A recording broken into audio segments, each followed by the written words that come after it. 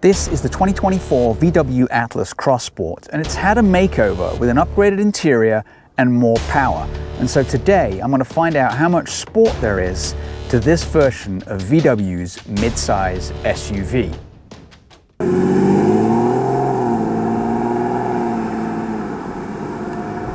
So for 2024, VW has addressed the negative criticism that it had about the previous model, which was a lack of power and a sort of a mediocre interior. So they've upgraded the powertrain to bring it in line with its competitors from a price and performance standpoint. So it's pretty much the same vehicle underneath. However, it looks a lot cooler than its bigger sibling, the Atlas, helped along by some 2024 styling updates, particularly at the front. So for 2024, it gets this more modern LED lit face, a revised grille, and these adaptive directional headlights, which essentially swivel when you turn the steering wheel. So at the rear, it emphasizes its sportiness by having this sloping roof and these functional aerodynamic elements, and annoyingly, these fake exhaust outlets.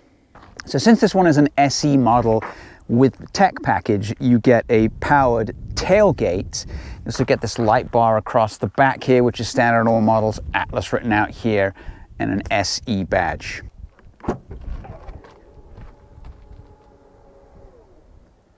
So even though this is the sportier model with the sloping roof, it still has a ton of space. 40 cubic feet here, a little bit of space here for stuff,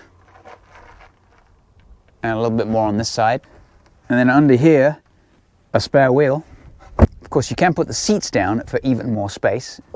Pull this lever here, down, and down. And this gives you 76 cubic feet of space, albeit there's a little bit of a lip down here. It's not completely flat, but at least these seats do go completely flat on this side. To put them back up, simply pull this lever, click them back into place. And the same on the other side. So on this SE model, you get these standard 20-inch alloy wheels. I think they look pretty good. Nexen tires, all seasons. They're 255 50s all around. Previously, there were two powertrains offered on the Atlas and the Cross Sport. A VR6, a narrow angle 6-cylinder engine that's gone the way of the Dodo, and a slightly underpowered 2-liter turbo 4. They've upped the power on this engine. It's got 269 horsepower, 273 foot-pounds of torque, drives the front wheels through an 8-speed automatic transmission. 0 to 60 takes around 7.2 seconds, which is around 0.4 of a second quicker than the outgoing model. This one is a little bit lighter than the Atlas by about 250 pounds, so it is quicker than that model with the same engine. Highway fuel economy has improved, get around 27 miles to the gallon according to the EPA. It's got an 18.6 gallon fuel tank, which should get you around 500 miles with a light right foot. So this model is one up from the base model, which is an SE. It's an SE with the tech package. Base price is $40,665, and it has only one option on it, which is this Aurora red paint. So out the door with destination, you're looking around $42,500. So a huge focus for the 2024 model was improving the cabin. Previously, it had hard, scratchy, inferior plastics. Now, these plastics feel quite premium, almost luxury in level. I also like the fact that this particular tester has this optional sort of color scheme to it. It's black with beige. It's better than all black. You also get some of this sort of metal trim here to spice up the interior. Couple of things that aren't great. This one doesn't get a powered passenger seat, but you do get hand cranked seat height. The driver gets those luxuries because they get powered seats all the way around, including lumbar support. But both of these are both heated and cooled. New center stack looks pretty cool too, apart from the piano black. And the thing I like the best, this one doesn't have a sunroof. So this is where they've taken somewhat of a step back. Even though the steering wheel has gone from haptic to actual physical buttons, they've gone and put the screen in from the GTI, and I think the ID4 has a similar one, with these stupid slidey volume controls and stupid slidey temperature gauges. But it is actually a decent system. This one doesn't have navigation. There you go. But if it did, it would work quite quickly. Go into vehicle, the graphics are kind of cool. You can change things on the interior, your ambient lighting, your cockpit. You can look at data, you can see how well you're doing. I'm only averaging 15.2 because I thrashed it on the way here. Home button right there.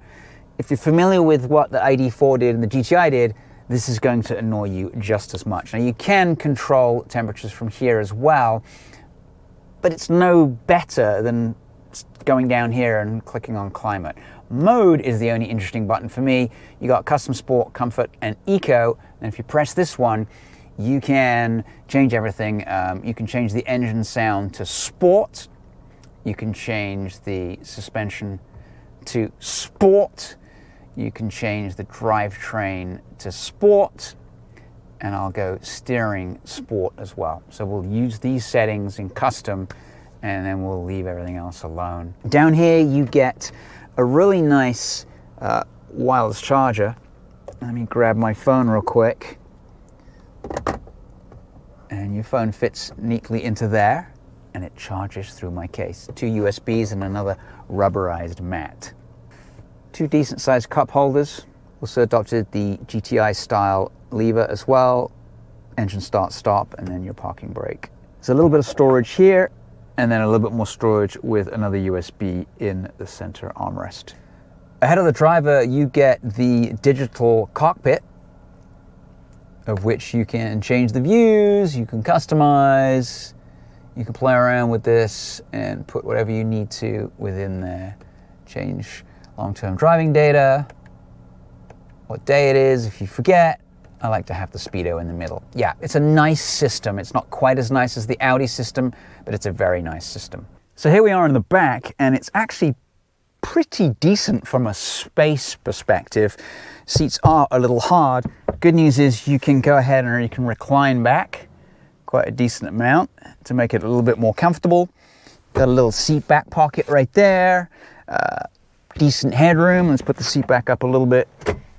Headroom is pretty decent for me as well. You get a nice quality cup holder, vents for rear seat passengers, and then a 115 volt and 2 USBs. Not a bad place, and I'm very impressed with how much space there is in this car.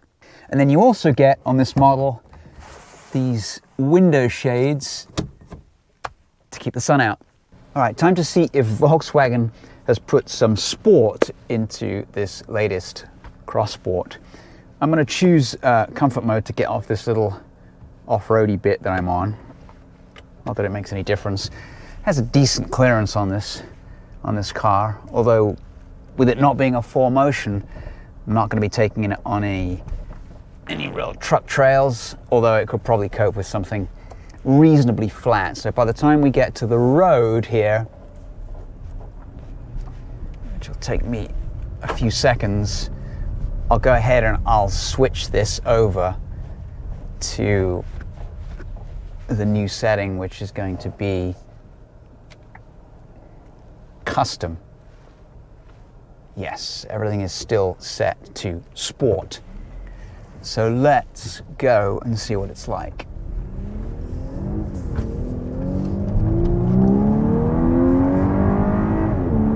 Now, you can probably hear that exhaust.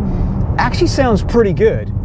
I'm surprised that they've programmed it that way. I was driving it in comfort earlier, and it's fairly silent. But in this mode, it's kind of cool. There's a little bit of torque steer. Although I'm kind of glad that it's not a 4Motion, because that would add some weight to the car. So it's kind of lively. And it makes a good noise. Of course, you could get a 4Motion and then chip it, and that would probably give you more than 300 horsepower and certainly way over 300 foot-pounds of torque. It would be worth it to get the 4Motion in that case. One thing that I'm really not too happy with is the positioning of the brake and the accelerator. You have to sort of really lift your foot up. They're not really very level, which is irritating.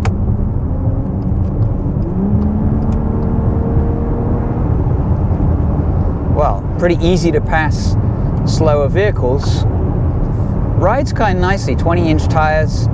These particular tires are Korean, and they are generally a comfortable and quiet tire. They're proving that right now. In S mode or sport mode, the transmission is willing to change down. It's not a twin clutch, and I'm glad it isn't. This car's more like a conventional 8-speed automatic, which is exactly what it has. But yeah, I'm quite happy with the way that this thing is driving. I mean, it holds on in the turns. It rides dramatically firm. This new powertrain definitely makes it quicker. Now, the V6 had slightly more horsepower, but less torque, and I'm all about torque. It's a more enjoyable way to drive, and this has it, you know? Now, the old 4-cylinder was, just couldn't pull this kind of weight around. It seems to corner pretty flat.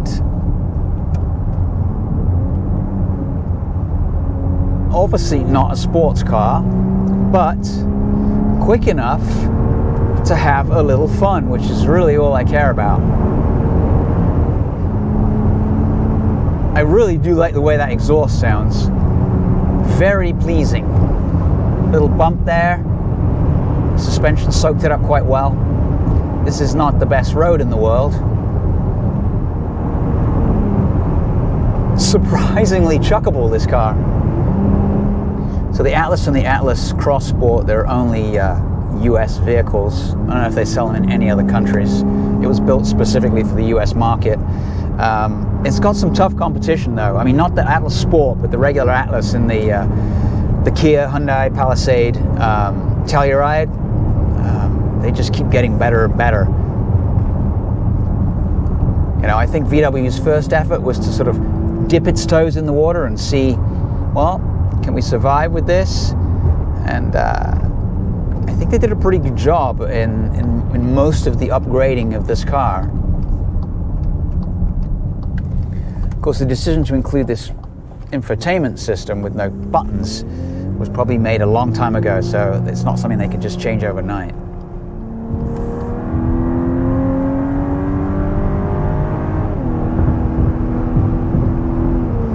Could it use more power?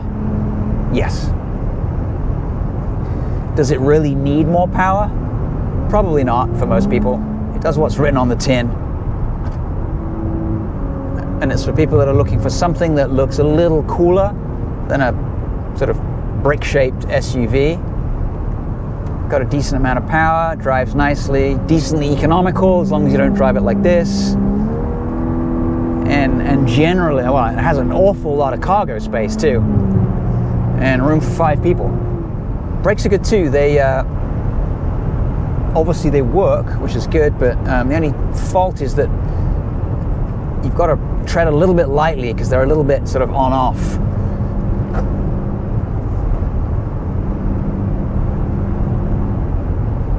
Other than that, can't fault how it drives. Now, one sensation that you do get while you're driving it is it does feel big and it does feel wide.